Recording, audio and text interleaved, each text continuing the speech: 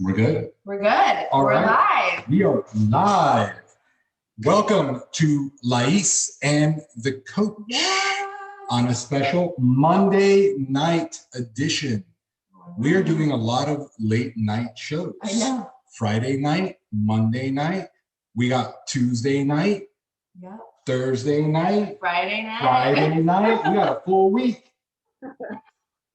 Anyway, on tonight's show, we have Team Forever athlete and first-time WBFF competitor, Fabia. Yes, I'm so excited we get to do this. Fabia was just in Orlando with our team. She just did her first show just 3 weeks ago.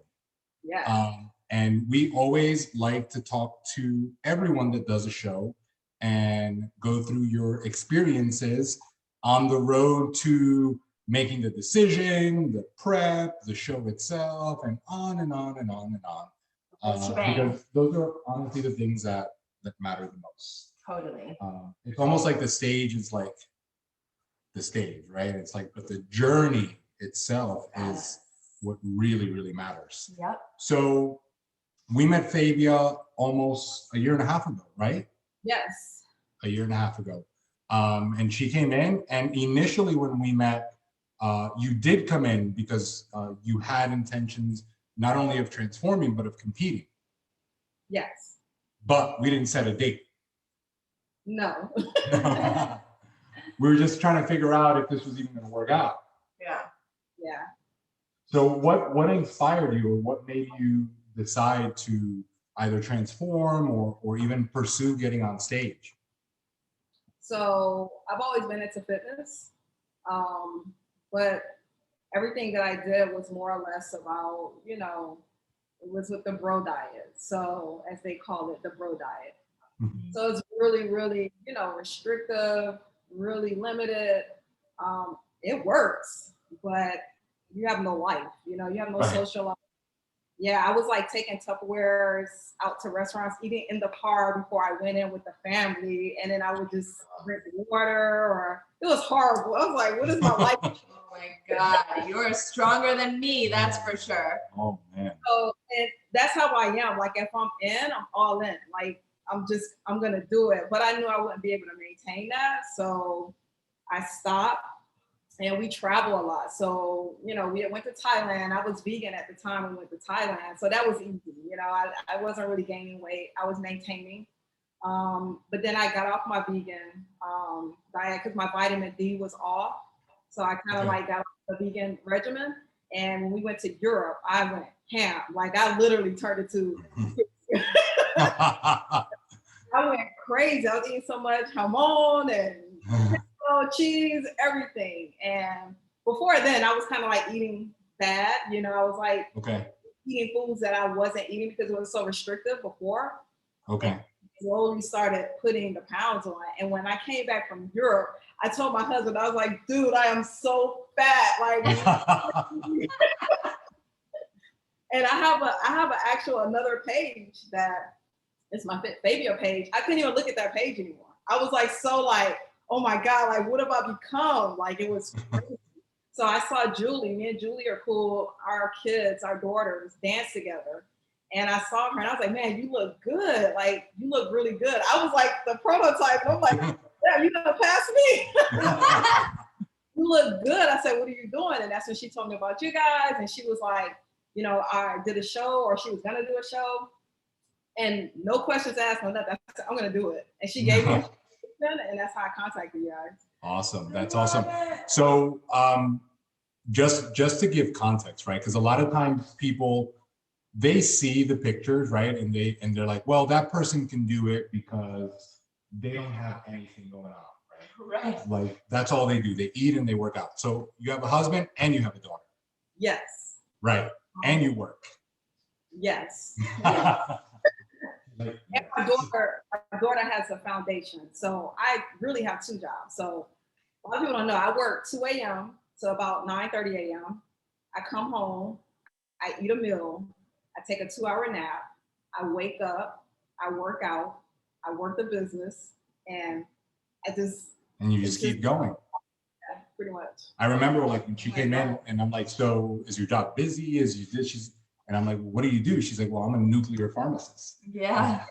What? Yeah. Like, what is She that? was like, It what sounds is so that? important. It sounds so awesome. But she's like, I work in the middle of the night. And I'm like, all right, well, so do other people. Like, you know, Right. it's always these obstacles that people make up as to why they can't. The funny thing is always the people with the least amount of obstacles who let the obstacles in their way. Pretty You much. know, with the least amount of excuses. Like, no one is working in the middle of the night. Like, we're very few people, you know? But wait, so when do you sleep? Because 2-hour nap is all you get? No way. Sleep for 2 hours. My body's adapted. So I sleep for 2 hours. And like I said, I go work out, do some stuff with the business. And then I'll come back upstairs, I'll eat something. And then if I have something else like this I'm doing, I'll do this. And then I usually go to bed like around 10. So I'll sleep for another like 3 hours maybe. So I get about 5-6 hours of sleep. But like broken up, so like 2 naps. Right, and I sleep at work. So I take a nap at work. I'll sleep for like an hour and a half, 2 hours. So it's just It's just broken up. Yeah. I literally die. Hats off to you, because I couldn't make it. So the day that I came up for the show, I worked that night. So that's why I came Friday. So I went to work at 2 a.m. I got off. I had the other pharmacists come out like, listen, you got to get here early because I got to catch up. So I left at 6, went to the airport, got to Orlando, Uber to the hotel, did all that stuff. My day was like nonstop. Wow. Wow. That is, what's your excuse? What the fuck is making excuses after that story? Wow. I want to hear it. So how was it? Like we always ask different questions, right? For me, it's always like the technical stuff. How was it transitioning from all the stuff that you had done in the past, like the either very restricted eating style or even being vegan, to like when I tell people, I'm like, well, you're gonna have to eat all this food now. You know, how did that feel? I was happy. I was ecstatic. I was like, I get to eat. I get to eat carbs. You know, it's not brown rice. It's not oatmeal with water and powder. That was dessert for me. Oatmeal with powder. That was dessert. So this was lovely. But you weren't scared or like hesitant to go into all of that? Nah, like I believe that, you know, if I see someone, like I saw Julie, you know, so if I see a product or I see something and it worked, then I'm all in. Like, I'm like, okay, I can do this. Let's go. Let's do it. I love that. And here's for anybody watching. So she started, and it had only been 2 or 3 weeks, and then we went into quarantine. Right.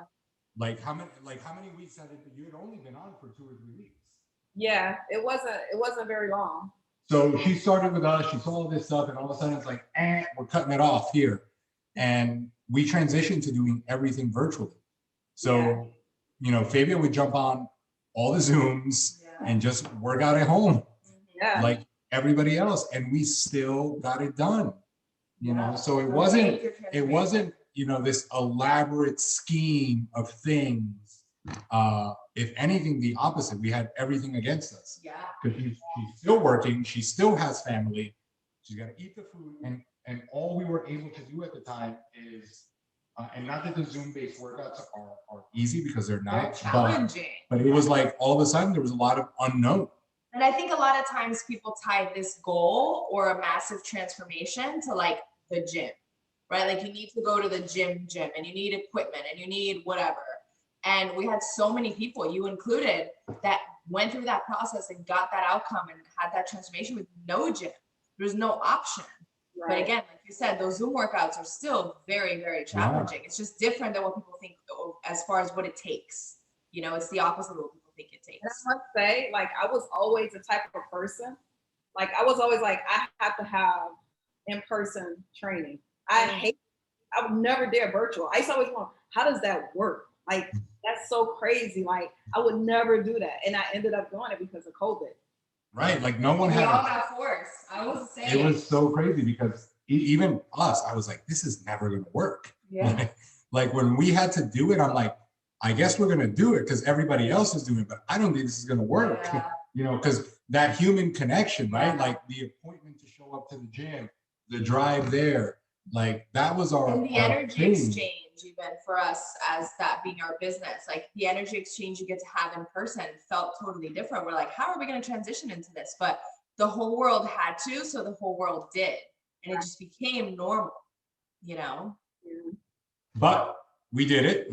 We did it. And I think that along the way, we were able to navigate around all of the circumstances that we were all going through. And most people, even people in our circle, most people fell off the wagon. Yeah. Why do you think that you were able to just stay on track? I think for me, like when I saw the weight that I put on, like I have like all kind of things that go on in my head, like scenarios and stuff like that. So for me, I was just like, okay, you're gonna have to do something because this is only gonna get worse. So for me, it wasn't an option to say, I mean, I literally, like, I've never felt this before. I literally felt rolls in my back. I was like, I feel something in my back, and it's not someone touching me. It was like rolls. Like, it was crazy. I was like, this is ridiculous. You know, like, what is this? So for me, it was like, I have to do something. And if I don't do anything, I'm gonna have COVID weight. Like everyone had COVID weight. And I was like, I can't have COVID weight. If I go COVID weight, I'm gonna just balloon out of control. Yeah. So it had to be done. It's so funny how it always goes back to it being non-negotiable. Right. Like she just said, she's like, it had to be done. There was no option. You know, and I mean, I'm sure you can imagine how many people I talk to that are, well, you know, and I just can't right now. And the, you know, the so much going on. Right way. You know, Mercury's in retrograde. I never feel like it. And every person that we interview that has gone through this process, the one thing that they all say in one way, shape, or another is, I just have to do it. Right. You know, there wasn't a, like, maybe I'll get to it today. It just had to get done. And you know what's funny that you say that, because the few people in the very beginning years ago when we started doing the stage stuff, we had a few people that would say, well, let me prep, like I'm gonna get on stage. And then we'll see, like, you know, maybe I will, maybe I won't. None of those people made it. And so much so that we stopped allowing that on our team. So on our team, you can really only come on board if you're committing to a show. Yeah. Obviously things could happen and, you know, whatever, but like you said, people that stick to it is because they committed to that goal, you know, to themselves. It's not up in the air. It's not if I make it there. It's like, this is happening. This is actually going to happen. And I was actually like that. So when I first started, I told Julie, boom, I'm using your word now, boom. I'm gonna do the show. I'm all in. And when we started working out and, you know, stuff like that, and I was just like, man, in my mind, I was like, I'm not ready yet. Like, I still feel rolls. Like, I'm not there, you know? So in my head, I was just like, the same thing. Let me get there. And Julie, on my case, she was like, bro, like, you've been working out for like a year and a half. Like, what are you doing? And I was like, okay. I was like, I'm gonna do it. Like, and then once I said I would do it, then you're in. That was it. What were some of the most difficult parts along the way, aside from the fact that we all had to go through, you know, this long quarantine together? But what were other challenging things that came up? Like as far as prepping? As far as prepping, the dieting, the training, anything challenging that came up? Nothing really, honestly. I mean, because of COVID, nothing was open. So that's true. You know, I actually look forward to doing the 45-minute walk after the workout because it was like I'm outdoors, you know, and at the time we stayed across from the AAA arena. So I would walk over the bridge and see the ocean. And so it was really like relaxing for me, but I enjoy working out. So that's never an issue for me. But I also enjoy eating. So it's like I had to find that balance. Right. Yeah, exactly. So I was doing more eating than working out before, but I didn't really have any difficulties. I think because before I came to you guys, like everything I did, I was like at 20% body fat. Like when I was at my peak, I was almost at that 18. And it just got so overwhelming. And I was just like, I can't eat. I hate my food. Like, I hated eating. I was like, I didn't want to eat. I was just eating just because I had to. Yeah, you can't live like that. My urine smelled horrible because of the asparagus. I was so embarrassed. I would have to tell people, like, just wait a second before you go to the bathroom. That's horrible. Oh my God, the fucking asparagus pea is the worst. I hate all of that. So this was pleasant for me. And what about your family support? Was everybody like all in with you, like rooting for you, supporting you along the way? Oh yeah, definitely, because they hated the bro diet too. They suffered, you know. Like that's how we do. Like we go out, we travel, we do a lot of social things. And my husband was like, man, like you can't eat this, you can't eat that. And I was like, no, but he knows how I am. So he was just like, man, that's it. You know, he would prepare my asparagus and bull chicken and I would eat it and they would have their meal. So, but they're supportive, but they're used to me being on regimens and working out. So that wasn't really difficult. More of the food part was the hard part for everyone. The social time, like the social aspect. Yeah. And then once you like flipped the switch and said, okay, I'm doing this show, like I'm in, like we're gonna pick a date and whatever. What kind of things came up? Like any fears or anxieties or like shit, like this is really out of my comfort zone. So I was probably the biggest fear was, you know, how is my body gonna look in my bikini? Where I came before was like everything was, you know, that's what you would look at on Instagram, bodybuilding, you know, the 17, 18% body fat, abs, quads, you know, you just see everything, you know. And for me, it was like I had to kind of condition myself, like, you know, almost like I had to say, focus on the transformation, not perfection. Just focus on you're transforming. So I would just do that. I'm like, okay, you see differences. It's working. It's happening, you know. And so for me, like getting on the stage in a bikini and walking in heels, that was like the biggest thing for me because I don't walk in heels. I'm tomboy. I played basketball all my life. Like that was those like are always the things that come up. Yeah. Like the bikini and the heels. Yeah. Yeah. For everybody, like it doesn't even matter. Yeah. That is always the thing that comes up. And then as we started to get, I mean, one of the things that we talked about was with you, like you practice your posing all of the time. Right. More than anybody. More than anybody. Like, how much do you think that helped your confidence when you got on stage? Oh, big time. Like when I had no fear when I went to Orlando. Like I was not afraid at all. Like I got on stage and I was ready, like boom, I'm ready. My heels, I know how to walk.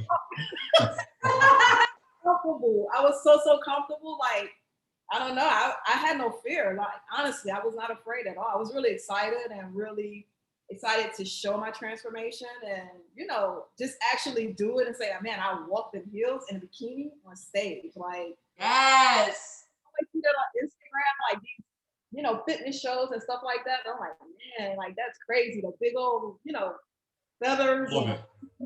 Yeah, but it was cool to actually experience it.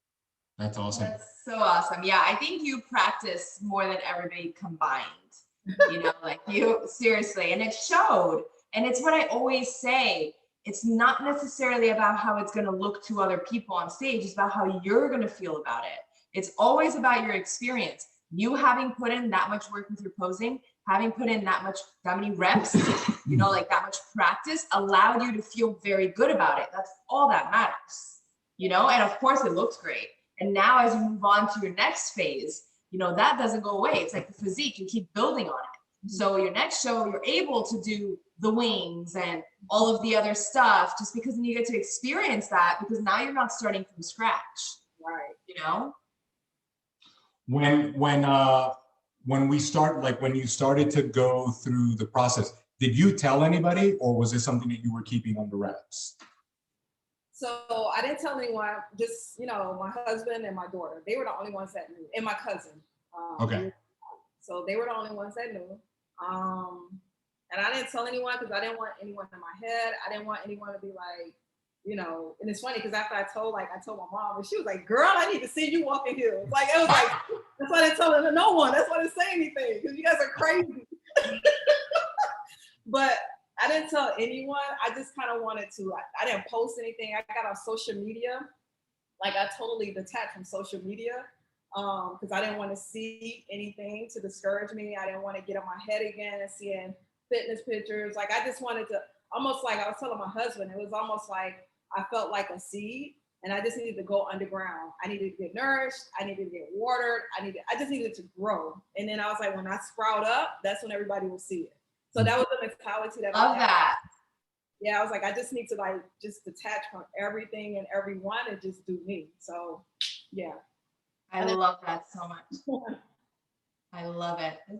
It's you know, it's funny that you say that because we all, you know, you've heard me tell everybody like tunnel vision, like just focus on what you're doing. Don't worry about what anybody else is doing. And it's the biggest distraction for most people on any transformation is other people getting in their ear. You know, yeah. Either people questioning their diet or their training or how it's going or whatever. But it's always somebody else like getting in your ear that interrupts the flow. And it doesn't even have to be bad. Yeah. You know, even supportive people can sometimes like, you know, just asking constantly like, hey, how's it going today?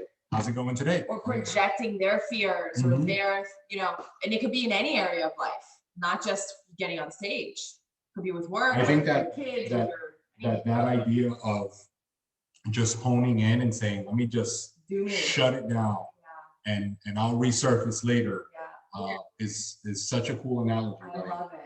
And it's fitting for this because this journey and this process is about you, is for you. So no one else really should have a say, you know, no one else really should have an opinion, but people will. So detaching like that is so smart for a process that's new and it's your first time. And it's all for you. All that matters is what you're thinking and how you're feeling, nothing else. We always tell people like, you know, at least on our team, we're always like, listen, you know, it's about the weekend. It's not just about the stage. It's about like getting there Friday and doing all the things. How is that for you? Like you arrived Friday, like you literally left work, got on a plane and made it to Orlando. How was that like arriving to the hotel? It was awesome. I had so much fun. I mean, from the Uber driver, he was cool. We exchanged numbers because he sells cars like for like dirt cheap. He lives in Orlando. And he was like, yeah, he was explaining all this stuff to me. So I was like, yeah, give me your number. You know, my daughter's about to turn 16. I may give you a call, you know? And then I got to the hotel and, you know, Julie had my stuff already up in the room and stuff. And they were showing me all the snacks they bought for the, you know, after the show. It was just like really exciting. But I was already like excited from looking at Julie and them TikToks and seeing everybody, you know, on their way up. And I was just like, man, tomorrow it's gonna be me, you know. So I was really excited. But the whole process, like from the hotel, everything was just great. Like I had a lot of fun. What was the most surprising part of the weekend for you? Surprising? Like what you didn't expect to experience or see or feel, or was anything caught you off guard or by surprise? If anything, probably how cold the tanning was. The tanning spray was really cold. That was probably surprising. I was really cold, like I was shaking. You know, for us, we like during that weekend and after we talked about how much fun this weekend was and this team for this show. Because all of you guys were just having such a good time the entire weekend. And I told her it's almost like the show got in the way of everybody's good time. You know, it's like, because everybody, you know, we had the photo shoot and registration and people doing TikToks in the lobby and in the rooms. And then all of a sudden everything had to stop for the show. And then the party continued after. Yeah, that's how it feels, 100%. Go ahead. No, go ahead. Well, what I was gonna say is, I think a lot of times, like and maybe you're different. It seems like you're different in a lot of ways in the way that you think, which is so cool. How many takeaways I've even gotten from the talk right now. But I feel like a lot of times when people go into something that they're not familiar with, they don't know what to expect. But even without knowing what to expect, they still expect something. they still have like a preconceived idea of like, this is how it's going to be backstage, or this is how it's going to be, you know, on stage, this is how it's going to be at registration, because social media, like you do get to watch it to a certain extent. You have some preconceived ideas of how you think it's going to play out. What was to you like the best part of the weekend? I would definitely say the team, the camaraderie. Yeah. It was just, I don't know, it's almost like I felt like it was an extended family. Like I really felt comfortable. I felt good. Everybody got along. You know, we laughed so much. You know, nobody was serious. You know, like, oh, you know, we got to do this. And it was none of that. Everybody was like, we had some people that was nervous. Right. That was even cool because, you know, like Molly, she was like, oh my God, every 10 minutes, she's like, I'm going to throw up. I'm going to throw up. And I was like, you're not going to throw up. You can't throw up. You won't throw up. You know, I was just talking to her, like, I was just basically telling her, like, man, this is like your baseline. Like, just use this as your baseline. Like, have no expectations. Just go out there and just do it, you know? And then the next one, we're going to fine tune everything. So we're good. So she's like, yes. You know, so it was fun. I love it. That's so awesome. And, you know, on our team, there's so much diversity on our team. Everybody's starting points, you know, between you guys that are doing it for the first time, even Julie doing her third show. Like there are so many different levels. It shows you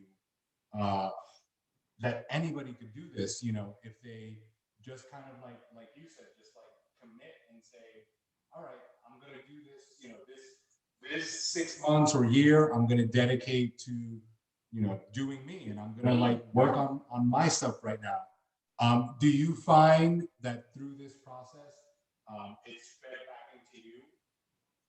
Is what? Like, has it fed back into you? Because we always tell people, like, when you do this, like, it should fill your cup, right? Like, eating the right way and training and all of those things. Getting out of your comfort zone, doing something like that. It should feed back. It should fill your cup. Do you feel like it filled your cup, or do you feel like it took away from like other things that you wanted to do? No, not at all. Like, it just enhanced everything, you know? Even the comfort zone, like, I didn't wear bathing suits for a long time because, you know, I was putting on weight. So it's like, and I'm sure I seen Julie's thing, that was one of her things, like, you know, the whole bathing suit thing, you know, going to the pool and, you know, all of those different things. But I think for me, it was just being able, the food was the biggest thing for me. So for me, it was like, man, I can do all this and eat all the foods that I enjoy eating. And that was like, so like refreshing. Like, man, I finally found something that I've been looking for, you know? I even did the OMAD, the 1 meal a day. And again, I like to eat. I enjoy eating. So although the 1 meal was huge, it was just like, I gotta wait until like tomorrow. Day, you know, so I'm not hungry in the morning, and like, you know, I eat in the morning and I'm hungry the rest of the day. So it was always trying to find that balance, and it was just like, hey, get something out there. And, you know, when I found it, I was like, you know, ooh, like this will work. Yeah. Wow. I didn't even know that was a thing. 1 meal a day, I would die. So would everybody in my house. I would be a freaking walking bitch over here.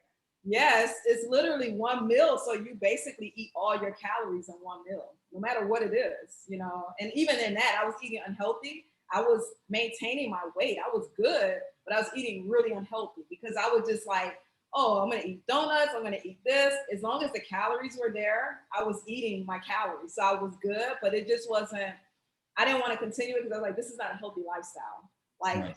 This is not good. You know, every now and then eating those kinds of things are cool, but I was doing it like every day. So I had to get away from that too. Why do you think it's so challenging sometimes for, and I guess for people in general, because it happens to men and women, why do you think it's challenging sometimes as we get later in life and we have a family and kids? Why does exercise and eating the right way just get thrown out the window? I don't know. I just think you get so bogged down and it's like, that's not priority anymore. When you're younger, that's everything. You know, when I played sports, being in shape, eating right, that was everything. That's all I had to do.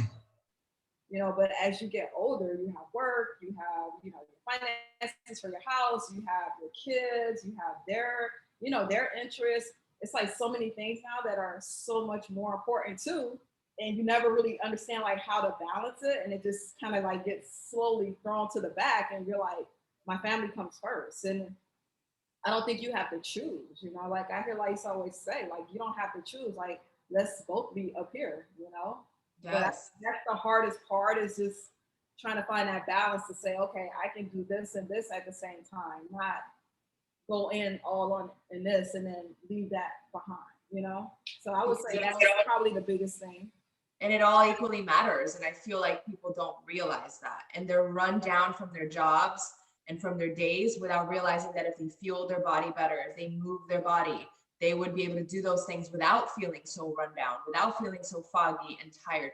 It's just that to get it started, it's a bitch. Like, just it.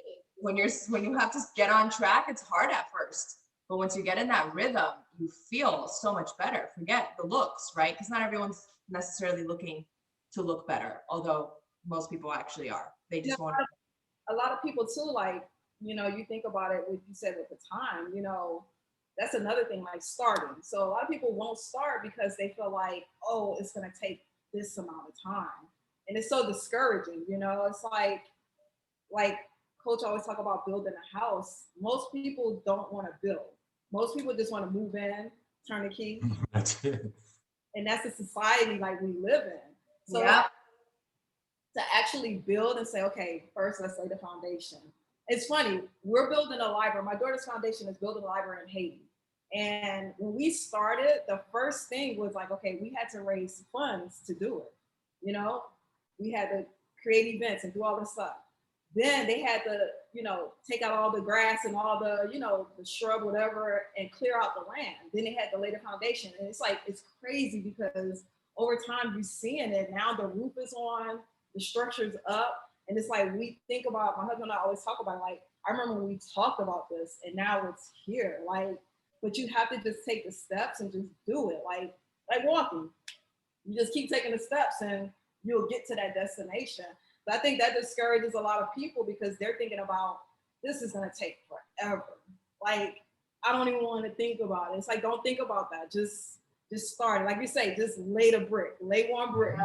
Yeah. And the time is gonna pass anyway. I was just gonna say, you always say the time is gonna pass anyway. And that's the one that's honestly, like on my side, always the most frustrating. Because they don't want to start or they don't want to put in the time, but the time's gonna pass.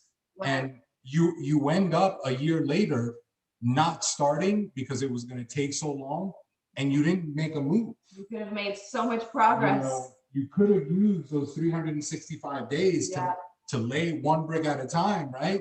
But instead you're like, oh, it's going to take so long that you didn't do anything. That it like, doesn't make any sense. And what I agree with you with nowadays society wants, you know, everyone in this day and age wants everything fast and wants everything kind of it's a microwave society, right? Isn't that what they call it? But I don't get that for those of us in our 30s and our 40s and our 50s. Like, we didn't grow up this way, you know, like, why have we allowed this to become like, I get it if my kids are like that. Still, we're going to try to instill differently, right? And we're going to try to teach differently. But that's their generation. It's not our generation. Right. And like, when did that become okay? Like, when did that become a thing? You know, because we understand that you have to build in your relationship, in your job or career, you know, with parenting, with, if you do move, which most people do when you're building a house or you got to decorate your house, like, we all understand that there are steps and that things take time. Why is this the thing that it's not okay to take time? I have no idea. It's your health. I've been working on that for a while. It was the social media, you know, arrival where it's like you get instant gratification. They were doing a study and they were saying that the likes that you get when you get an alert on your phone, they said it's like the same receptors as like heroin. It's like an addiction. And you keep going back. And it's like, oh, I need to post something so someone can like it. It's like instant gratification. And now I'm gonna post something and everyone's gonna like it and I'm gonna feel good about myself. You know, and it's like this, it's a vicious cycle. Yeah, I agree. It really, really is. Yeah. So you got on stage, right? I always tell everybody that's going on this journey, like, no matter what they tell me, I say, get on stage first. No matter what they ask, I'm like, let's just do this once. And then you even did that to me my first time. Right. And we can talk about what's next after, but do this once. And I always say, once you do it once, like you'll get off stage and I was like, and you'll say something like, I'm so glad I did it. Check, let's move on to the next thing. Or you get off stage and you're like, all right, for my next show, I'm going to do this and right? Whatever the case might be. It's one or the other. So what was it for you? Well, for me, it's like, I want to see the transformation. Like, I like seeing progress. We get off on that. Like, I like to see, like, you thought of something and you did it and you see something happen and then you do something else and you see something happen. So for me, it's like, that's very gratifying to me to see those things. So for me, like the Miami show, I was like, okay, cool. I got this baseline. Now I want to see how my body responds. See how we take that, see how much more we can do. Yeah. Right. And then when I talked to Fabia, we discussed more goals because along the way, as we're getting ready for this, we also have a performance goal for you.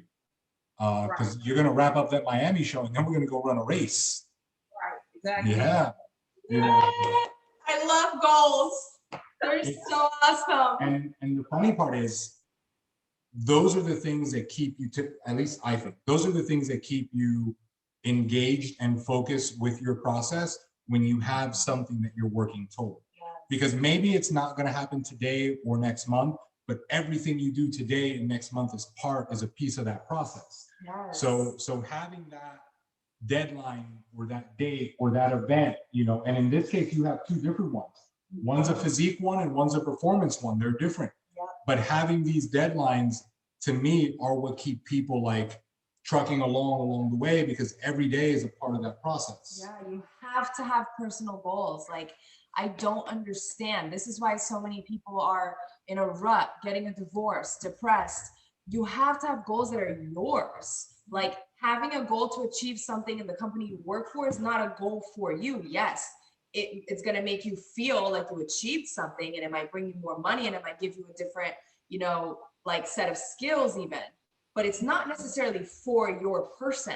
It's for your job. It's for that part of you. It's for your career, having goals for your kids, having family trips planned. Like, you can have all of the outside things, all day, but if you don't have goals for yourself, then what is it that you're really doing?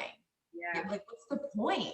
And they don't have to be to get on stage, and they don't have to be about the way that you look, but you have to have personal goals. So I love that you're doing another show because you want to see from one to the other. I love that you have High Rocks is a completely separate goal, which is badass. Like, seriously, it's so intense, so cool. Like, that's what it's all about. And in the meantime, like, you're putting in the work every day. You continue to transform and bloom, like you said, and experience those weekends that you actually enjoy. Because that's the other thing, like, you have to enjoy it. You can't just want to do another show because you want to see how your body transforms. You have to also enjoy the process and that weekend, regardless of the stage time. And I know for me, and everyone is different, but for me, I have to put myself in a do or die situation, like, because I know my personality. So I know if I allow myself to say, well, you have time and I'll do that. I'll be like, okay.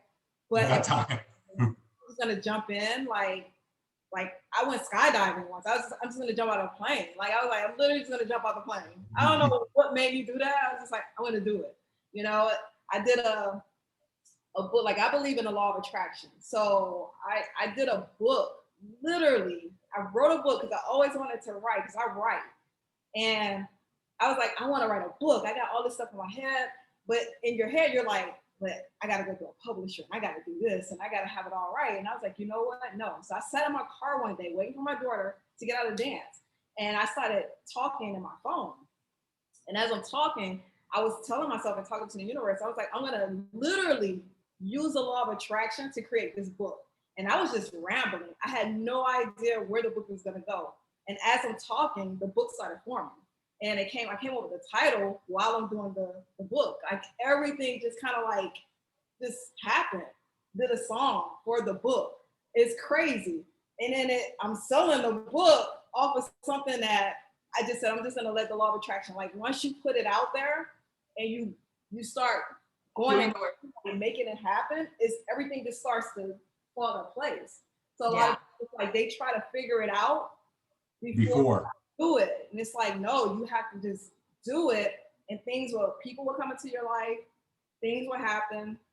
Julie, I met Julie at the Curtis Mansion for something for Teller Foundation, and this happened. And this was one of the things. I actually had this on, I have like almost like a bucket list. And I was like, I want to be a physique model. That was years ago. I love it. Years ago, and it was just like, just living life and doing things and just being out there. It's like the universe will start bringing things to you. But if you just sit back and like, don't really set out to do anything, nothing really is gonna happen. Like, it's not gonna. Yeah, I agree with all of that. I think you have to have clarity in your goal. You have to know what it is that you're going to go after, and it could be as simple as setting that intention, and then you got to get out of the way. Yeah. Because the how never matters. How it's going to happen shouldn't be the thing that holds you back. Right. It's figuring, and it's having a little bit of courage to say, I want to do these things, right? And then putting it out and saying, all right, I'm going to get these things done. I don't know how it's going to happen, and that doesn't matter. And then things do unfold little by little, and everything leads to the next thing until it finally does unfold. But I think that the hiccup is always the same. It's like, I want to do these things, but I don't know how. Or I want to do these You things. need to line up all your but ducks. this, but that, but the other thing, Yeah. And that's how people don't get things done. Even things that are personal to them. Forget like career or big things. It's like even things that are personal to them, they never happen because people are always worried about how they're going to get it done or all the reasons why they can't. Yeah. And Paralyzes them. 100%.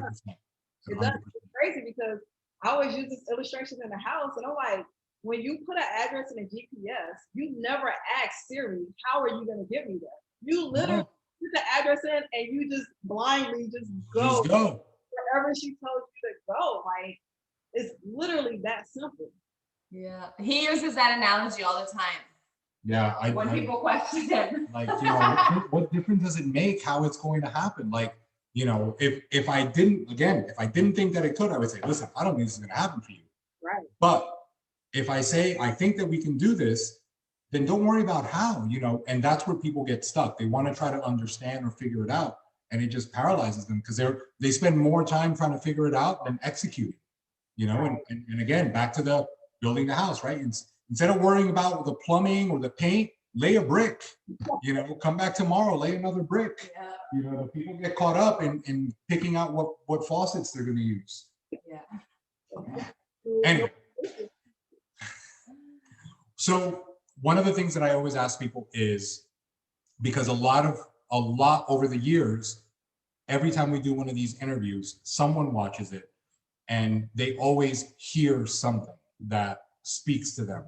But I always ask for the person that's contemplating that transformation to get on stage, to do the thing, but they're getting in their way, right? Like, what would you say to that person that is contemplating getting on stage or transforming or doing something like this, but they're not letting themselves do it because they've got all those things in their head? I don't know. I'm a quotes person, so I would basically just say, like, those who say they can and those who say they can't are both usually right. Like, literally, like, if you say you can't, then you're right, you can't. If you say you can't, it's that simple. Like, people complicate things so much, but life is so simple.